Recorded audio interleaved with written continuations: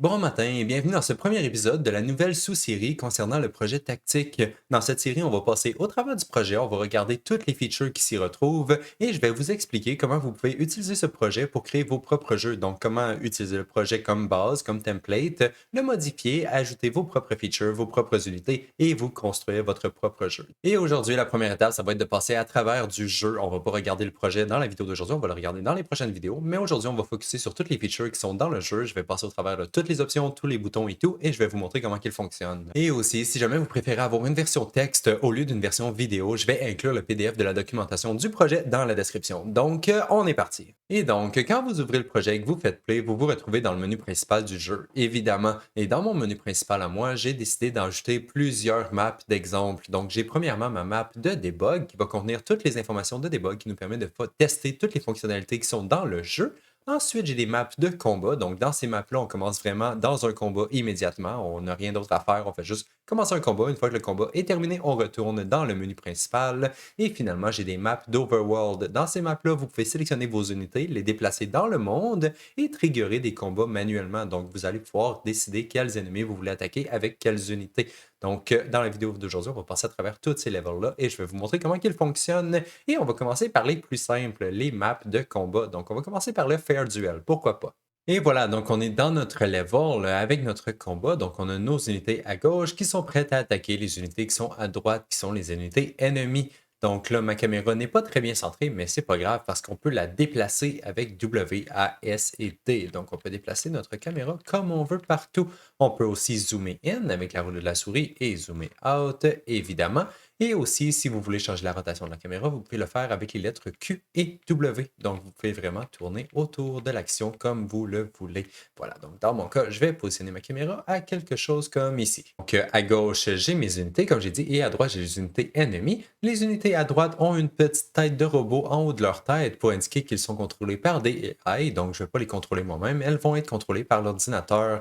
Et ensuite, ce qu'on va faire, c'est regarder l'interface un tout petit peu. Donc, en haut à droite, j'ai le portrait de l'unité qui est en train de jouer. Donc, en ce moment, c'est mon warrior qui est juste ici, mon warrior qui est juste en haut là. Et ensuite, si on regarde à droite, on peut voir tous les autres portraits de toutes les autres unités qui sont dans le combat. Donc, ça, c'est dans l'ordre dans lequel ils vont jouer. Donc, mon warrior va jouer en premier. Ensuite, mon priest va jouer, mon ranger. Et ensuite, ça va être l'équipe ennemie. Donc, le warrior, le priest et le ranger de l'équipe adverse. Ensuite, dans le coin en bas à droite, vous ne pouvez pas le voir, mais j'ai un bouton qui me permet de terminer mon tour. Ensuite, au centre en bas, j'ai mes sorts. Donc, je peux sélectionner mes sorts et essayer de les lancer. Donc, je dois sélectionner mon sort et le lancer si jamais je veux le lancer. Si je laisse ma souris sur les sorts, on peut voir la définition des sorts, leurs coûts et leurs dommages qu'ils vont faire. Donc, les statistiques de nos sorts. Et finalement, dans le coin en bas à gauche, j'ai mon bouton pour terminer mon combat ainsi que quelques options. Donc, j'ai mon mode tactique ici que je peux activer qui me permet de cacher mon environnement. Si jamais vous voulez focuser sur le combat à la place, dans mon cas, mon environnement est relativement simple, donc ce n'est pas grave, mais si jamais vous avez des environnements plus complexes, ça peut être très pratique. Et finalement, j'ai un x1 et x3 dans le coin en bas à gauche qui me permettent d'affecter la vitesse de mon jeu. Comme ça, si on veut que les animations jouent plus vite, on peut multiplier la vitesse du jeu par 3 et les animations vont jouer plus rapidement. Voilà, donc maintenant, on peut essayer de déplacer nos unités et de les faire attaquer les unités adverses. Donc là, ici, j'ai ma portée de déplacement autour de mon warrior, ici qu'on peut voir en bleu plus foncé. Si je clique, ça consomme des points de mouvement. Les points de mouvement, on peut les voir ici en haut à droite. Donc les deux flèches vertes, c'est l'icône des points de mouvement. Donc il me reste un seul point de mouvement que je peux utiliser avant de terminer mon tour. Et aussi, je peux lancer mes sorts. Donc mes sorts consomment des points d'action. Donc ici, j'en ai 6. Et si je passe ma souris sur mon sort, on peut voir qu'il en coûte 3. Donc si je lance ce sort-là ici, ça me consomme 3 points d'action. Il me reste seulement 3 points d'action. Ensuite, il m'en reste assez pour lancer mon autre sort et je peux me déplacer une dernière fois pour avoir consommé toutes les ressources que j'ai dans mon tour. Maintenant, si je passe mon tour, mes ressources sont restaurées et c'est le tour à mon prêtre de jouer. Donc, mon prêtre, même chose, il peut se déplacer, il peut lancer des sorts. Je ne suis pas capable d'atteindre les ennemis, donc c'est pour ça que je ne sais pas. Donc, je sélectionne mon sort, je peux le lancer, je me soigne parce que je viens de me faire du dommage, je peux me déplacer, terminer mon tour. Maintenant, c'est le tour de mon ranger. Lui, je crois qu'il est capable de se rendre aux ennemis, donc je vais juste déplacer mon ranger ici et je vais essayer de les attaquer. Voilà, je peux attaquer mon warrior. Voilà, j'ai fait quelques dommages aux ennemis. Maintenant, je peux me sauver et terminer mon tour. Maintenant, c'est le tour de l'équipe adverse qui sont contrôlés par du AI. Donc, on les voit jouer un après l'autre. Le Ranger va m'attaquer. Voilà, ça fonctionne bien. Parfait. Ensuite, je peux prendre mon Warrior et je peux décider de me rapprocher pour essayer de les attaquer cette fois. Donc, oups, j'ai touché ma caméra. Je voulais pas faire ça. Et voilà, comme ça. Et voilà, j'attaque le Warrior adverse. J'attaque le Warrior adverse. Parfait. Je termine mon tour. Maintenant, c'est le tour de mon Priest qui va pouvoir soigner mes unités après le dommage qu'ils ont reçu des ennemis. Donc voilà, soigner, soigner, soigner. Je peux aller me cacher, tout, tout, tout. Maintenant, c'est le tour de mon Ranger. Une autre chose qu'on peut faire pour sélectionner vos sorts, si vous voulez être plus rapide, vous pouvez utiliser les touches 1 et 2 et 3 et 4, dépendant de vos sorts de votre clavier. Donc, mon chiffre 1 sélectionne mon premier sort, mon chiffre 2 sélectionne mon deuxième sort. J'en ai pas plus, mais tous les autres chiffres du clavier fonctionnent. Donc, si jamais vous avez plus de sorts, ça pourrait fonctionner aussi. Donc voilà, je déplace mon Ranger, j'attaque le Warrior que j'ai ici. Ok, j'ai lancé tous les sorts que je peux lancer, je peux me sauver. Et je termine mon tour. Et voilà, maintenant, l'équipe adverse va jouer et ainsi de suite. Je pourrais terminer le combat, mais bon, à la place, vu qu'on a d'autres choses à voir, je vais juste terminer le combat manuellement, juste comme ça, et ça nous ramène au menu principal. Et comme le level Fair Duel, si vous allez dans n'importe quel autre des levels de combat, ça va faire la même chose. Vous allez commencer dans un combat, vous allez pouvoir contrôler vos unités à vous, vous allez pouvoir attaquer les ennemis comme vous voulez. Vous pouvez passer votre tour et ensuite le AI, il va jouer. Ensuite, si vous terminez le combat, ça vous ramène au tout début et ensuite, vous allez pouvoir sélectionner une autre map. Celle-là ici est sur une map en triangle, donc vous allez pouvoir vous battre avec la map triangle pour essayer de vous déplacer et c'est pas très le fun. Mais bon, au moins la map triangle est là si jamais vous la voulez. Ensuite, j'ai Flying Cheating ici qui est sur une map en hexagone et déjà, ça fait beaucoup plus de sens aussi. Donc, je peux déplacer mes unités, attaquer, passer mon tour, déplacer mes autres unités, attaquer les unités ennemies si je veux. Voilà, voilà, voilà. Me sauver, terminer mon tour. Même chose pour mon Warrior. Je peux attaquer la chauve-souris qui est ici, terminer mon tour. Et maintenant, c'est le tour de mes unités ennemies à jouer. Mais bon, on ne peut pas passer la journée dans tout ça. Donc, je vais juste terminer mon combat, retourner dans le menu. Et maintenant, on va regarder à un autre type de map, donc les Overworld. Oui, on va aller dans le Overworld de Square parce que c'est celui que je préfère. Et donc ici, déjà à première vue, on peut voir que c'est très différent parce qu'il y a des unités qui se promènent un peu partout. Et ici, dans le coin en bas à gauche, j'ai des groupes d'unités que je peux contrôler. Donc, j'ai mon groupe qui contient seulement un Warrior ici. J'ai un groupe qui contient un Warrior et un Priest. Donc, si je fais un clic gauche dessus, je peux sélectionner le groupe qui m'intéresse. Et le troisième groupe contient 3 unités. En les sélectionnant avec le clic gauche, je peux décider quelle unité que je contrôle en premier. Et ensuite, si je fais un clic droit sur la grille, n'importe où, je peux déplacer mes unités dans l'Overworld. Donc, je fais juste me déplacer sur le monde. Ça n'a pas vraiment d'impact avec les unités ennemies. Je fais simplement me déplacer. Il n'y a aucune des unités ennemies qui vont m'attaquer parce que je n'ai pas intégré cette mécanique-là encore. Mais bon, là, je peux me déplacer dans le monde comme je veux et je peux décider quel combat je veux décider de faire. Donc, on va dire, je vais prendre mes 3 unités qui sont ici et je vais leur demander d'attaquer la petite slime qui est tout seul dans le coin en haut à droite. Donc, je vais courir après la slime. Oh, elle se sauve. Oh, ok, voilà. Et là, ça a commencé un combat contre la slime. Donc, je peux focuser sur le combat comme je veux. Je peux déplacer mes unités et faire mon combat. Donc, je vais juste déplacer mon Ranger ici, attaquer la slime quelques fois, approcher mon Warrior, tout, tout, tout. Ensuite, ça va être le tour de la slime qui va m'attaquer et qui se rapproche. Parfait. Mon Priest, il peut soigner mon Ranger. Voilà, tout est beau. Ensuite, je peux attaquer la slime. Je vais me déplacer un peu pour continuer d'attaquer la slime. Voilà. Tout, tout, tout. Je vais continuer le combat jusqu'à la fin pour vous montrer ce que ça donne quand on termine un combat parce qu'on ne l'a toujours pas fait encore. Donc, voilà, la slime m'attaque. La slime m'attaque encore une fois. Avec mon Priest, je peux me rapprocher et attaquer. Et voilà. Donc, j'ai tué la slime. Mon équipe a gagné, qui est l'équipe 0. Et ensuite, si je fais End Combat, ça me ramène dans l'Overworld. Ça soigne toutes mes unités et tout. Comme ça, je peux décider de commencer un autre combat si je veux. Donc, je peux redéplacer mon équipe d'unités n'importe où sur la map. Et je peux décider, on va dire, d'attaquer cette chauve-souris-là qui est là-bas. Et voilà. Et ça commence un autre combat n'importe quand. Bien sûr, vous pouvez terminer le combat comme vous pouvez d'habitude. Et ça vous ramène dans l'Overworld. Et maintenant, vous pouvez décider de contrôler une autre équipe et commencer un autre combat avec n'importe quelle autre équipe. Et quand vous êtes tanné, vous pouvez facilement retourner dans le main menu. Oups, j'ai commencé un combat. Donc, on termine le combat en premier et ensuite on retourne dans le même menu. Et ensuite, on fait la même chose avec les autres maps. Donc, ici, si vous allez dans la map de triangle, vous avez la même chose. Vous avez un overworld en triangle et vous pouvez commencer des combats sur une map en triangle, évidemment.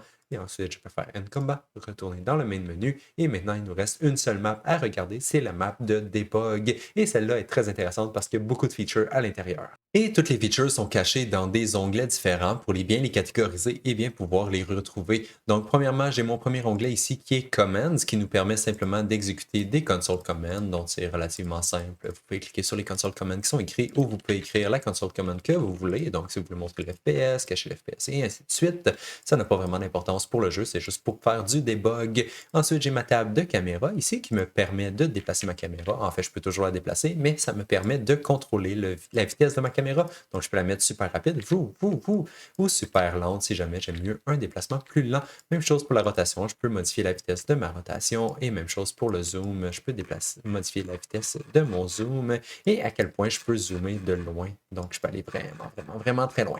Et voilà. Donc, vous pouvez customiser votre caméra ici et faire quelques tests comme vous voulez. Ensuite, nous avons la table de la grille ici qui contient les actions qui sont reliées à notre grille et c'est aussi ici que ça nous permet de sélectionner quel environnement qu'on peut afficher. Donc, on a notre square, notre hexagone et notre triangle qu'on peut choisir quel qu'on veut afficher ou on peut décider de ne pas en avoir du tout et de générer simplement une grille, on va dire carrée, dans le vide. En ce moment, ça ne fonctionne pas parce que ma case est cochée ici pour générer la grille sur l'environnement par défaut. Mais si je la décoche, on voit que maintenant, j'ai une grille. Si jamais je remonte un environnement et que je décide de générer ma grille basée sur l'environnement, je peux simplement cocher la case et on voit que les cases s'adaptent à notre environnement. Bien sûr, essayez de faire en sorte que vous sélectionnez le bon type de grille pour le bon environnement parce que sinon, ça donne des choses un petit peu comme ça et c'est pas très fait pour ça. Donc voilà, ça donne des résultats un peu plus étranges. Mais bon, si vous sélectionnez Square et Square, voilà, vous avez une grille de carré bien alignée sur votre monde en carré. Même chose ici, vous pouvez choisir la grandeur de votre grille, donc la quantité de cases, évidemment. Quel endroit que se trouve la grille dans le monde. Donc, vous pouvez la déplacer de gauche à droite, de haut en bas, comme ça, sans problème. La grosseur de vos cases, ici, bien sûr, je m'assure que ça fonctionne avec mon environnement parce que si mes cases sont plus grosses que l'environnement, on voit que ça ne fonctionne pas très bien. Mais bon, comme mon environnement était fait pour accueillir une grille avec des cases de 200 par 200, je dois les mettre 200 par 200 pour que ça fonctionne très bien. Mais bon, sinon, si vous avez un plus gros environnement, bien sûr, vous pouvez changer la grosseur de vos grilles et ça va bien fonctionner aussi. Ici, j'ai un offset off-ground, comme ça, on peut rajouter un petit offset entre la grille et le sol. Donc, ça, c'est à votre préférence. Vous pouvez choisir à quelle hauteur vous voulez avoir votre grille comparativement avec le sol. Dans mon cas, juste 2 unités, je crois que c'est bien. Ensuite, j'ai quelques options de debug ici qui me permettent d'afficher les informations de ma grille. Donc, où est ma souris sur la grille, c'est quoi les bounds de ma grille et ainsi de suite. Donc, quelques options de debug que vous pouvez voir les informations de la grille. Et ici, en haut à gauche, comme dans toutes mes catégories, j'ai des actions. Et ces actions-là nous permettent de, on va dire, sélectionner une case sur la grille. Ici, si je fais un clic gauche, maintenant, mon clic gauche sélectionne une case sur la grille. Je peux le sélectionner et le désélectionner. Ensuite, si je sélectionne une autre action, donc Add Remove Tile, ici, si je fais un clic gauche, ça va ajouter des cases. Donc, je peux ajouter des cases ici. Et si je fais un clic droit, ça enlève des cases. On enlève des cases, on peut modifier notre grille. Ensuite, semblable, Increase, Decrease Tile Height. Si je fais un clic gauche, ça increase la hauteur de mes cases. Donc, mes cases montent dans les airs. On va les voir un petit peu mieux si on est en mode tactique. Donc, si je coche ma case tactique, ici, on voit ma grille seulement, pas l'environnement. Et si je monte la hauteur de mes cases, on voit que les cases montent tout bien.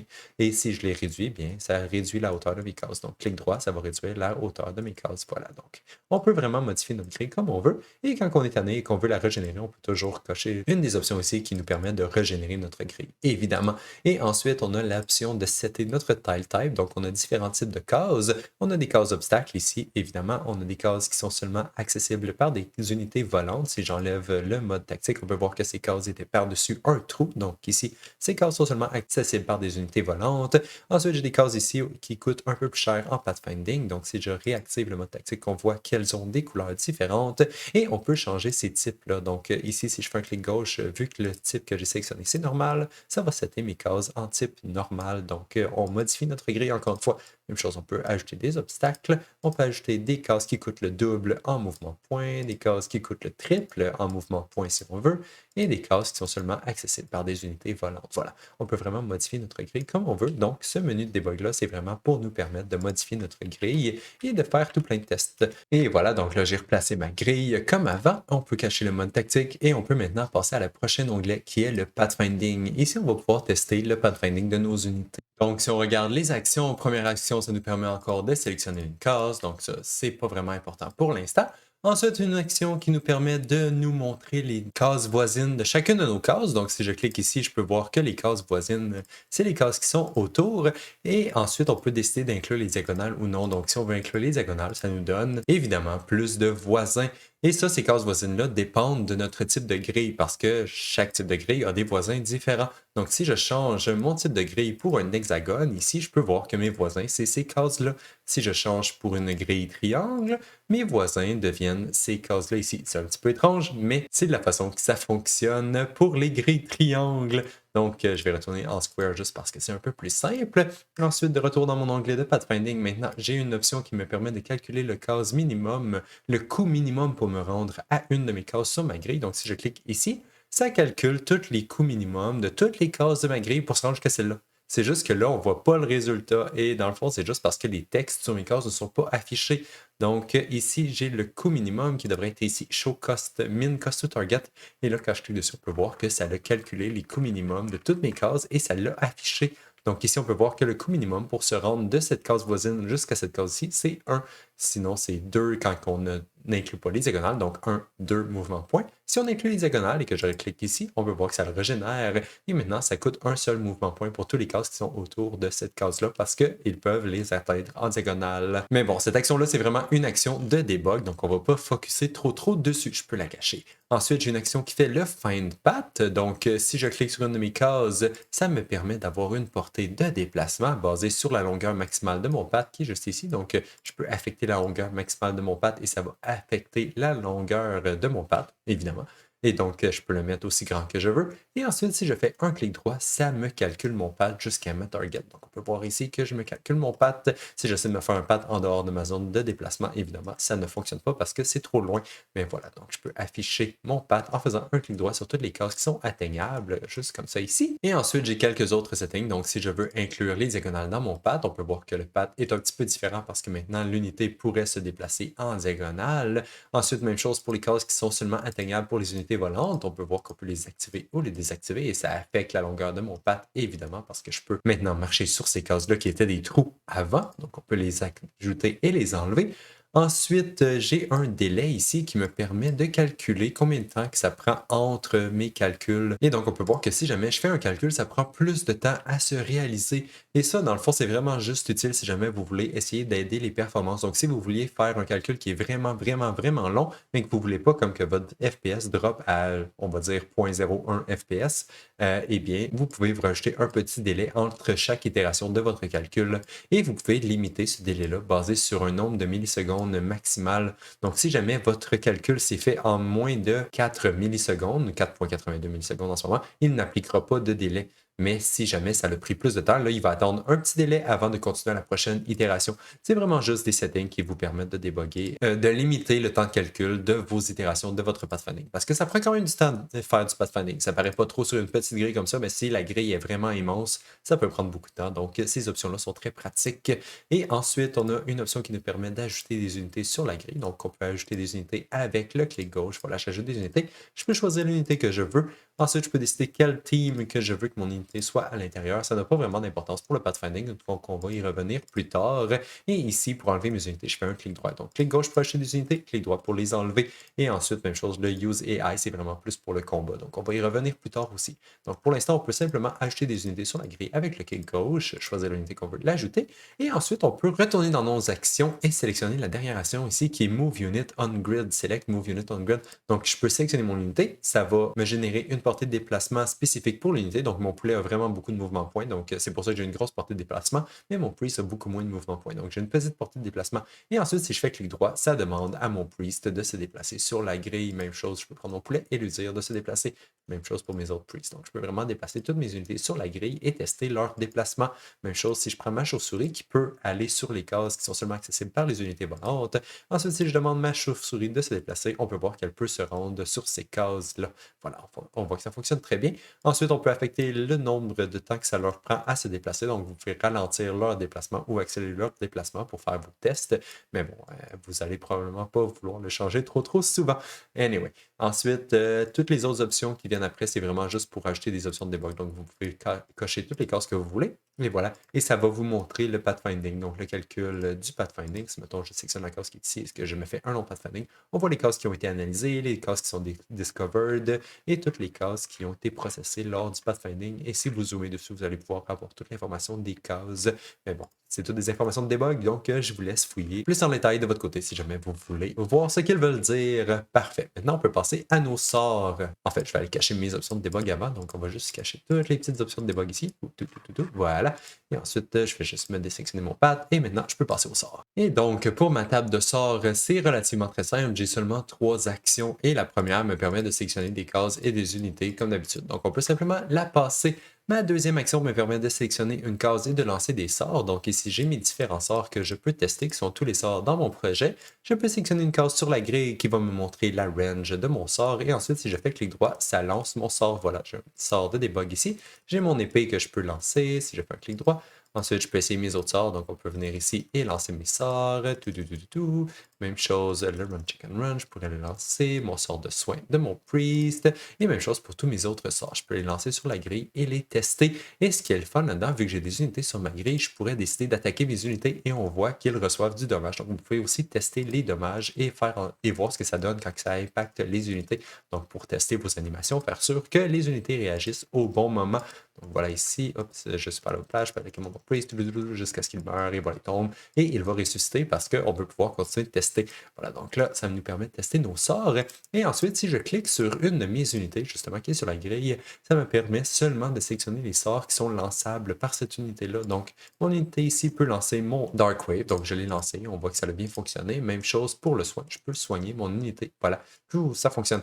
Ensuite, ma chauve-souris peut lancer le Wind Gust, juste comme ça ici. Donc, tout. On voit qu'elle peut lancer son sort. Et ensuite, pour le poulet, même chose. Je peux décider d'attaquer à côté ou de me donner des mouvements de points. Et on voit que ça fonctionne.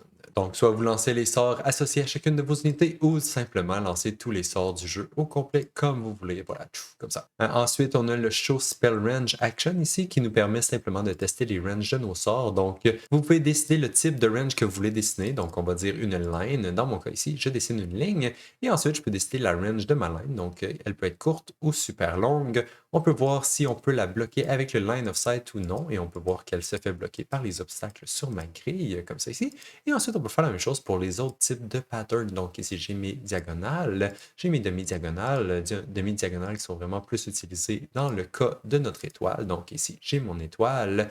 Ensuite, j'ai mon diamond, qui est pas mal la range qui est la plus utilisée dans nos jeux. Et finalement, on a le square qui nous permet de dessiner un pattern de square. Et même chose, dépendant de notre type de grille. Donc si je vais générer une type de grille en hexagone, ici, on peut voir que le square est un petit peu différent. Même chose pour l'étoile ici. On peut voir qu'il s'adapte à la type de grille qui est en hexagone. Et en fait, l'étoile que vous venez de voir, c'est mon range AOE. Parce que si je retourne dans mes spells ici, on peut voir qu'il y a le Area of Effect qui a aussi une range. Donc, on peut avoir une range en star à l'intérieur d'une range en square. Donc, mon spell lui-même a une range square. Et ensuite, si j'essaie d'attaquer une de ces cases-là, on peut voir que j'ai une range AOE en star qui apparaît. Donc, si je me crée un sort qui avait ces spécifications-là, c'est à ça que ça ressemblerait quand j'essaie de le lancer dans le jeu. Et c'est à ça que ça nous permet de tester nos ranges avant de créer nos sorts. Donc, on peut créer toutes les ranges qu'on veut et on peut tester, voir ce que ça donne avec le line of sight pour voir si ça fonctionne bien et tout. Et finalement, la dernière chose ici, c'est des options de debug qui nous permettent d'afficher le line of sight. Donc, on voit où ce que le line of sight fonctionne.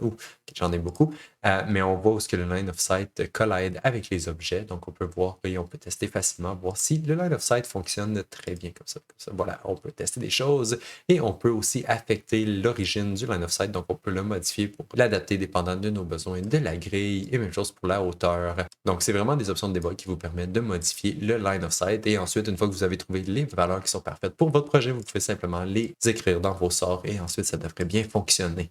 Donc ça, c'était pour les sorts. Et la dernière table qui nous reste à regarder, c'est notre table de combat. En fait, l'avant-dernière, qui reste l'Overworld. Après, j'avais complètement oublié et je vais commencer par enlever mes unités parce qu'on veut recommencer à 9. Et donc ici, même chose, la première action ne sert pas à grand-chose, c'est juste pour sélectionner des cases et des unités, donc on peut la passer. Ensuite, on a une action qui nous permet d'ajouter ou d'enlever des unités, comme qu'on a fait avant, donc je peux me rajouter quelques unités.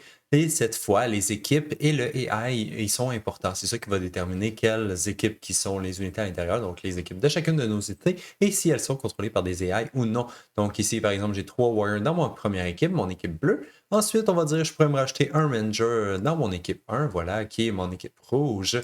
Ensuite, je peux avoir autant d'équipes que je veux dans le projet. Donc, pourquoi pas me rajouter une autre équipe. Ici, ça va être 2 priests dans l'équipe verte qui sont contrôlés par des AI cette fois parce que j'ai coché la case.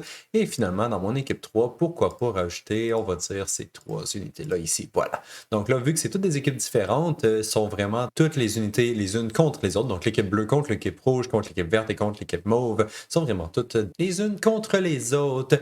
Et finalement, la dernière action que j'ai ici, ça me permet simplement d'éditer le team index de mes unités. Donc si jamais je voulais que mon ranger il soit dans mon équipe bleue à la place, je peux simplement le changer de cette façon. Et maintenant, mon ranger se retrouve dans l'équipe bleue. Ici, on peut voir les contenus de chacune de mes équipes. Donc on peut voir que mon équipe 0 a 4 unités à l'intérieur, mon équipe 2 en a 2 et mon équipe 3 en a 3. Voilà.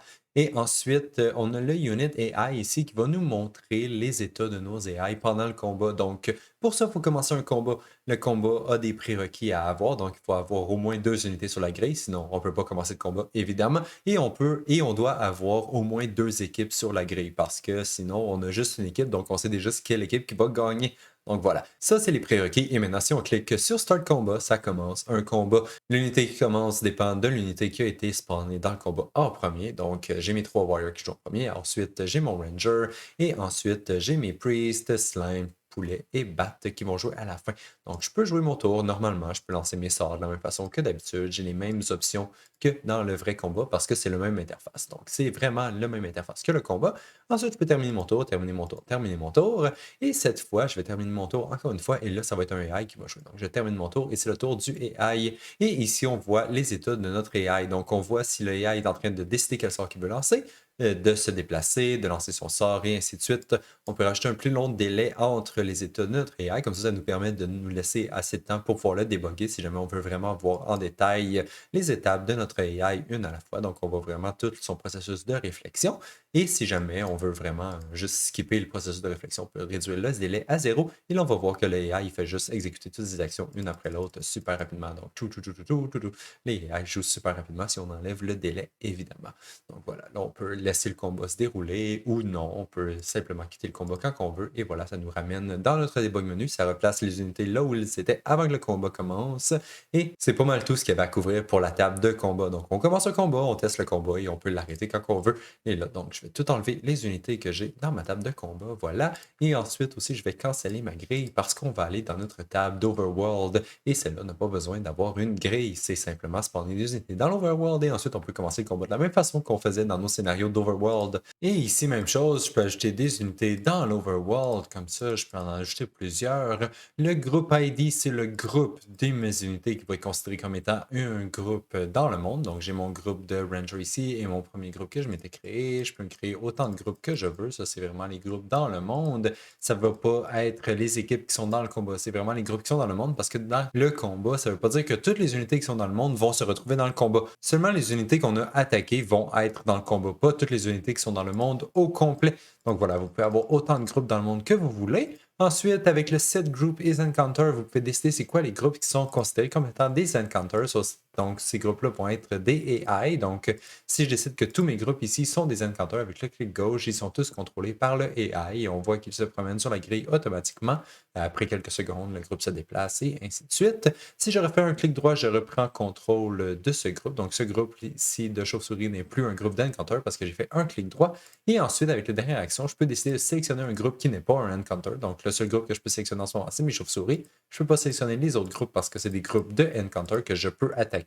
Le seul groupe que je peux contrôler, c'est mes chauves-souris. Donc, je les déplace ici. Et quand je veux, je peux décider d'aller attaquer un groupe de la même façon que je le faisais dans les levels de Overworld. Donc, voilà, on est en combat contre des slimes. Et maintenant, je peux me déplacer. Je peux passer mon tour. Je peux faire mon combat comme d'habitude. Je peux décider d'attaquer mes alliés chauves-souris. Pourquoi pas? Et quand je suis terminé, je peux terminer mon combat. Ça devrait me retourner dans l'Overworld. Et là, même chose, je peux resélectionner mon action et déplacer mes unités dans le Overworld et décider de commencer un autre combat si je le souhaite. Mais voilà, je crois que ça vient de faire le tour de toutes les features qu'il y avait dans notre map de debug. Donc, nos commandes caméra, grid, pathfinding, spell, combat et Overworld. On peut débugger tout ça dans ce menu de debug. Mais sinon, pour vrai, si vous voulez juste jouer au jeu, vous pouvez retourner dans le main level et essayer tous les scénarios qu'on a juste ici. Et sinon, je crois que ça va conclure la vidéo d'aujourd'hui. Dans la prochaine vidéo, on va vraiment regarder plus le projet en détail. Donc, on va regarder les assets et commencer à vous expliquer comment vous pouvez modifier le projet pour vos besoins. Mais bon, ça sera pas pour aujourd'hui. Donc, on se revoit dans la prochaine. Bye bye!